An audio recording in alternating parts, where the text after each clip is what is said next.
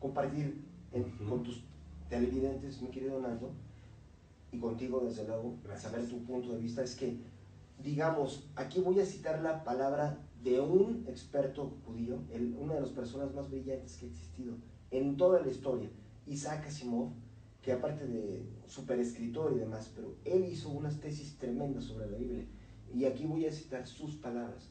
Él dijo: al principio de la religión hebrea original no había un diablo, no existía diablo, solo existía Dios, y por eso era monoteísta, porque solo había un Dios, no había, digamos, otro tipo ahí compitiendo con él. Y que tú vas con cualquier creyente hoy que le dices, es que sabes que, si tú le dices, es que tú eres politeísta. ¿Por qué? Pues porque crees en Dios, crees que hay un diablo y crees que además hay millones de ángeles. Eso no es monoteísmo. Así es verdad. Aparte le estás dando poder y control a otros seres. Hermano, tienes todo, esa es la clave. Exacto, nosotros creamos al mal con nuestra mente, porque los que lo invocan lo están materializando ellos. Es verdad. Sí, yo siempre he dicho que la Iglesia Católica hoy es maravillosa y lo que quieras, pero en la Edad Media ellos crearon la imagen nefasta de que Dios es poderoso, que el demonio es poderosísimo, y por eso crearon el culto hacia él. O sea, aquí le extraño, mira, por ejemplo, yo te confieso, Nando, que yo era fanático del grupo Kiss cuando yo estaba chavo. O sea, que era equivalente a este Marduk de ahorita, que lo están condenando. Pero hay un libro de psicología de Freud que dice que normalmente todos los humanos tendemos a tratar de idolatrar al malo porque es el poderoso. Ejemplo, al tiburón, ¿no? O sea, que dices, el tiburón es malo, entonces ¿por qué todas las civilizaciones tienen como un tiburonzote o un león? Pues porque son los que te dan miedo y dices, yo quiero ser como él. O sea, Freud dice que esto se llama la proyección reactiva, que es como cuando un niño tiene miedo en la casa y que tú le dices, no te preocupes, tú es como que tú eres el fantasma, y el niño dice, cierto, ¿verdad? Ahora yo soy el fantasma, ahora que todos tengan miedo de mí. Entonces Freud dice, bueno, eso es lo que hace que en ciertas culturas primitivas el que es el chamán se pone una piel de tigre y dice, pues ahora yo soy el tigre. Entonces ya no tenemos que temer porque nosotros somos el depredador. Entonces, ¿cómo nos va a asombrar que los adolescentes, en vez de identificarse con un santito que se ve ahí como San Antonio, que se ve ahí medio inmenso, lo digo con respeto, claro, con amor, sí. En vez de eso dicen, no, pues el otro es el que todo el mundo le tiene miedo, pues yo quiero ser como él. O sea, los de la Edad Media crearon eso. Ellos son los culpables de que hayan surgido el grupo Kiss y el grupo Marduk. Ellos crearon una figura que se tiende a identificar los chavos. Ellos son los que deberían de hoy rectificar y volver a la religión original donde solo hay un Dios, y como tú dices, o sea, que no haya esas otras potestades. ¿Cómo es posible que alguien monoteísta que solo cree en un Dios y lo ama esté pensando que hay otras figuras que también rivalizan en la creación? Pero el Apocalipsis también es otro tema, sí, del que me gustaría que platicaras. Claro que sí. Yo escucho hoy en día que todos dicen, estamos viviendo en tiempos apocalípticos, y también la otra vertiente que me gustaría conocer es, nosotros vamos actuando, o el mismo sistema va actuando en relación a lo escrito por la Biblia para que se haga profecía, o la profecía la vamos haciendo nosotros. ¡Wow! Bueno, sobre eso tú sabes más que yo. A mí me encantaría que tú lo dijeras, porque tú eres el que hace rato me dijiste unas palabras increíbles que comparto contigo, pero que tú se las dirás al público. Perfecto. Por eso yo te admiro mucho, me encanta tu forma de pensar. Es un honor para mí estar contigo aquí, en tu espacio, en tu programa. Pero mira, sobre el libro del Apocalipsis, hay algo que yo quisiera empezar con tu público diciéndoselos así de grueso y de claro y de cañón como os va a sonar, que es que en el año de 250 después de Cristo, o sea, ya después de que había sido la crucifixión, 250 años después, hubo un papa. Este papa se llama Dionisio el Grande de Alejandría. Ese hombre escribió en una carta que está en el Vaticano de hoy que el libro del Apocalipsis es falso, que nunca lo escribió Juan el Apóstol, y que de hecho lo escribió alguien que ni siquiera era cristiano, y que es contra Cristo el libro del Apocalipsis, que es anticristiano y que no debería de meterse al canon. Así lo dice un papa. Y la gran pregunta, y no creas que él dijo eso nada más de sus pistolas, es uno de los más queridos y venerados padres de la iglesia en el Vaticano, San Dionisio de Alejandría. Y él lo dijo esto basado en otros 5 padres de la iglesia que también habían dicho que había habido 2 Juanes. Uno era el apóstol de Cristo, que es el discípulo amado, que es al que Cristo le dijo en la cruz: hijo, tú cuida a mi mamá, o sea, a María, y a María le dijo: ahora cuida a Juan como si él fuera ahora tu hijo. O sea, eso, a ese grado lo quería. Sin embargo, los siguientes padres de la iglesia dijeron que aparte de ese, había habido otro tipo que venía de Persia y que dijo que él era Juan el apóstol y que estuvieron en pleito toda la vida, y que ese tipo es un impostor que hasta trató de matar a Juan el verdadero. Ese es al que le atribuye Dionisio de Alejandría, que ese impostor fue el que escribió el libro del Apocalipsis. Por eso se parece tanto a la religión de los persas. Eso, ¿por qué no se le dice a los creyentes? O sea, fíjate, Nando, ¿cuántos creyentes hay hoy de toda la Biblia que creen en el Apocalipsis y que para ellos el Apocalipsis es lo más importante? Sí. O sea, son la mitad de la población humana, porque son, digamos, entre los cristianos y los musulmanes que heredaron todo esto, son la mitad de la población de la tierra. O sea, 3.500 millones de personas están más afectados por lo que dice el libro del Apocalipsis que por las verdaderas enseñanzas de Cristo. Y entonces, los que dijeron que había habido estos 2 Juanes, uno de los cuales es el verdadero y que no escribió más que su propio evangelio, y el otro Juan, que era un impostor que venía de Persia y que él es el que inventó lo del Apocalipsis y dijo que él era el discípulo de Cristo cuando ni siquiera lo había conocido. Ahorita, si quieres, te diré por qué vino y por qué hizo eso, porque eso es muy importante. Pero son los siguientes: Papias de Hieracómpolis, que es alguien que conoció a Juan. Después de él, su discípulo Isidoro de Lyons. Después de él, Policarpio de Esmirna. Y después el propio Dionisio de Alejandría. Y después que él, Eusebio de Cesarea también escribió esto, en un libro que es clave de la historia del Vaticano, que se llama Historia Eclesiástica, Historia Ecclesiasticum o algo así, no sé la pronunciación en latín, pero ese es el libro que habla de la historia de la iglesia, un tipo que conoció a Constantino, y todos ellos dijeron que era falso. Entonces, ¿por qué estaba el libro del Apocalipsis ahí? ¿Quién triunfaron? Los que quisieron darle una torre a la enseñanza de Cristo, la verdad. Vamos a futurizar. ¿Crees que puede haber próximamente, o en unos 100 años o 50 años, otra Biblia más? Bueno, yo aspiro que suceda. Mira, porque yo creo que muchos piensan, y yo lo pienso, que algo así había pasado igual en el Antiguo Testamento. Dios habló con el hombre, o bueno, al humano, ¿no? Para que las mujeres no piensan que solo es un segmento. Exacto. Y después se fue retorciendo porque hubo personas que lo modificaron. Entonces, Dios, en la forma de Cristo, volvió a venir y decía: oigan, no, así no es. Y dio un mensaje maravilloso que sí está en los 4 evangelios y que se parece a lo que había sido la religión hebrea al principio, que todos somos iguales, que todos nos debemos de amar, y Dios lo dijo Cristo.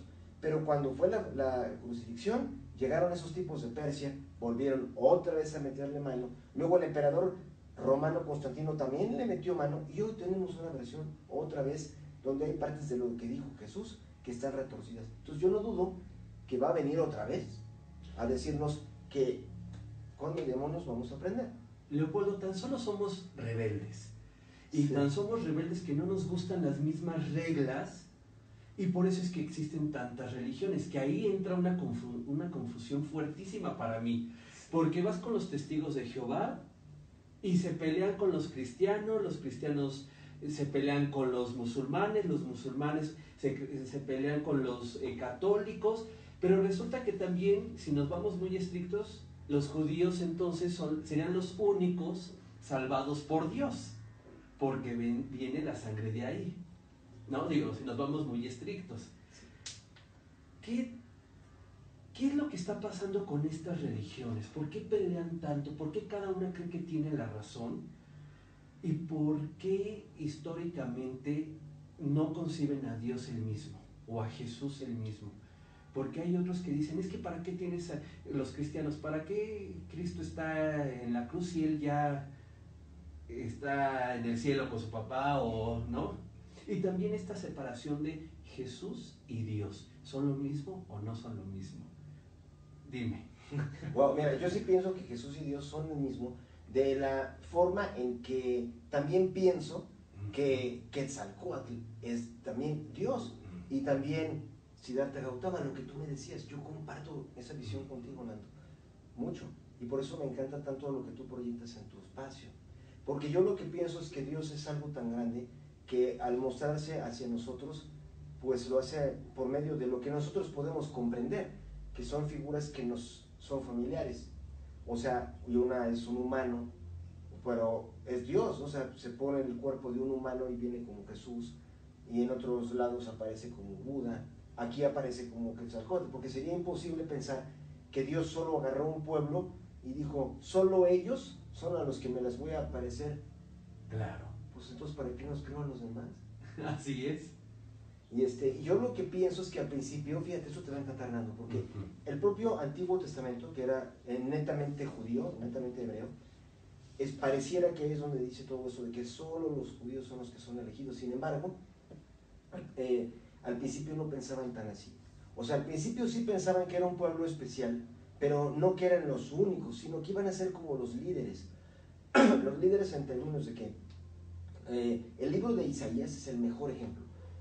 Isaías era un profeta, digamos, que vivió entre el año 700 y 680 a.C., digamos, cuando predicó, y que básicamente es que el que hizo muchas de las profecías hasta de que iba a venir Jesús. Pero hoy en día los arqueólogos saben que es como platicábamos de la Constitución. El propio libro de Isaías es un libro al que le han metido mano en el futuro. O sea, hay una parte que se llama el Isaías 1, donde habla Isaías de que va a haber un momento en que se va a unir el mundo y que todos los pueblos van a ir a Jerusalén a volver a ser uno. O sea, no dice que los demás deban ser exterminados, ni que sean menos, sino que todos vamos a juntarnos y que Jerusalén iba a ser como la capital. Y habla de que va a venir una especie de gobernante universal, que es pues el Mesías, ¿no? Y que muchos han visto como la idea de que va a venir Jesús, porque en muchas cosas coincide con la figura de Cristo. Pero hay una parte que se llama el segundo Isaías, o pseudo Isaías, o deutero Isaías, que ya es otro lenguaje. Es donde los expertos dicen, esto lo escribió otro. O sea, porque cuando tú lo analizas, no pudo haber escrito la misma persona. Y ahí es donde de repente empieza a decir cosas que ya son divergentes. Donde de repente dice que va a haber una cosa apocalíptica y que... o sea, ya es donde se ve la religión de los persas, ya se empieza a clavar. Pero ya no es de extrañar. ¿Por qué? Porque esa parte de Isaías se agregó cuando los judíos estaban bajo la sumisión con los persas. Y das cuenta que hubo un rey persa que se llamaba Ciro, y luego otro Artajerjes, que era su bisnieto, que básicamente le ayudaron mucho al pueblo judío porque le dieron lana y le ayudaron a reconstruir su país. ¿Por qué? Porque el enemigo de ellos era Egipto y necesitaban tener conchavados a los hebreos. Entonces les dieron lana, les ayudaron a reconstruir las ciudades y hasta pues pero sí les dijeron, imagínate, en la Biblia sale que Dios tiene un elegido y que se llama Ciro el Grande, que es elegido de Dios. ¿Cómo es posible? O sea, si uno se va por lo que dice la Biblia, te imaginas que Ciro se convirtió, claro, y ya se volvió al Dios Yahvé, ¿no? De los hebreos. O sea, porque la Biblia dice eso, o algo muy parecido. Sin embargo, si tú vas a donde está su tumba, si no me equivoco, está en la ciudad de Pasargada, en Persia, tú vas a su mausoleo, tú dirías, en algún lugar debe decir que gracias Yahvé de los hebreos, porque eres Dios. Pues no, en ningún lugar dice eso. Él era zoroastrista. O sea, era como, en pocas palabras, los persas usaron a los judíos igual que usaron a los fenicios para sus fines, y los hicieron que ellos sí modificaran su religión para que Ciro pareciera como un elegido de su Dios. Y así le han metido mano. Eso es lo que está cañón. Que en la Biblia, la verdad, Nando, salvo lo que tú pienses, en la Biblia hay muchas partes que no nos enseñan a venerar a Dios, sino humanos. Pero hay otra parte que es increíble, que yo siempre les decía a todos, a mi madre que era súper católica, le decía, ¿cómo crees eso? O sea, en el libro de Jeremías, capítulo 38, dice que Dios se le apareció a otro profeta que era Jeremías, y que le dijo, te doy la orden de que vayas y le digas a todo el pueblo que en adelante hagan todo lo que les diga Nabucodonosor de Babilonia, que era un rey, y que todo lo que diga, todo. ¿Por qué? Porque es mi enviado.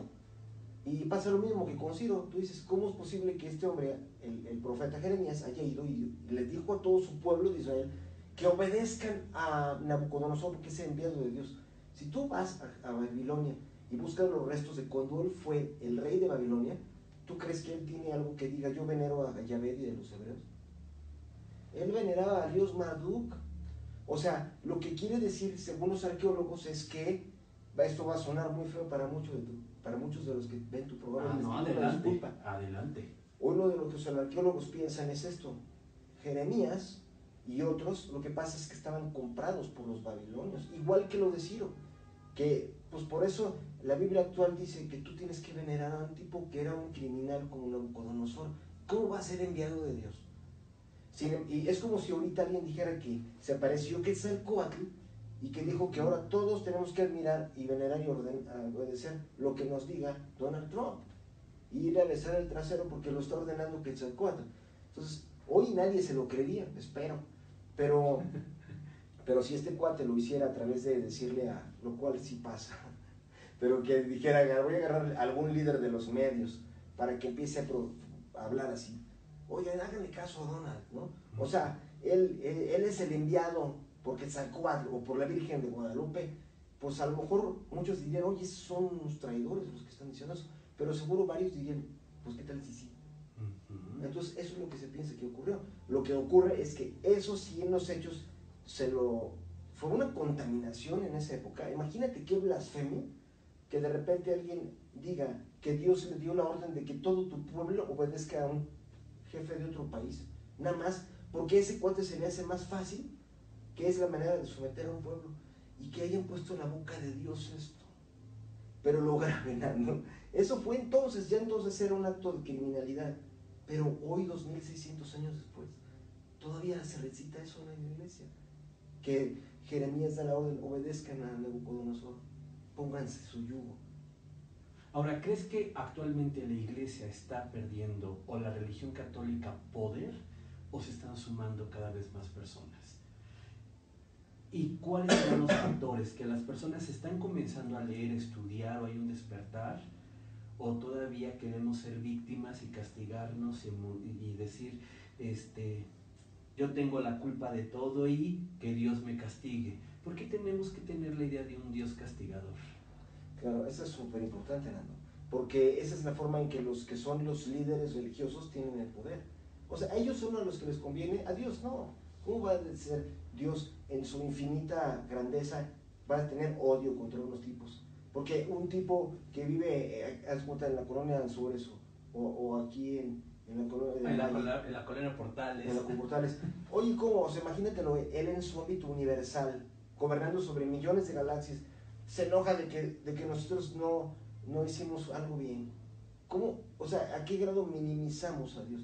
O sea, y lo que ocurre es que realmente cuando los que nos hacen sentir acomplejados, que todo lo hacemos mal, que siempre tenemos que sentirnos culpables, pecadores, pues son los que viven de que vayamos el domingo a poner una lana, y lo digo con respeto, tengo muchos queridos amigos que son tanto sacerdotes muy buenos y pastores que son buenos, pero no hay que olvidar que muchos, la verdad, han usado para mal la religión. Y la verdad, volviendo a tu planteamiento, Nando, de que si está creciendo o no la iglesia, yo la verdad pienso, con todos los eventos de pederastia que hay, lo que está haciendo es que está perdiendo fieles a lo grande. Pero yo creo que recuperarían mucho la fe de millones si se dieran a conocer cosas como esto, como lo que realmente es la Biblia en el fondo, y que hicieran una reforma de la Biblia. No para cambiarla a futuro, sino volverla a lo que era al principio. Se volvieran al mensaje de Cristo. O sea, yo no se los voy a decir cuál es, pero sí los arqueólogos saben cuáles partes no son. Y más importante, mi querido Nando, es que hoy los arqueólogos saben dónde podríamos buscar las formas originales que tuvo la religión hebrea y el cristianismo, porque saben dónde podrían estar los restos.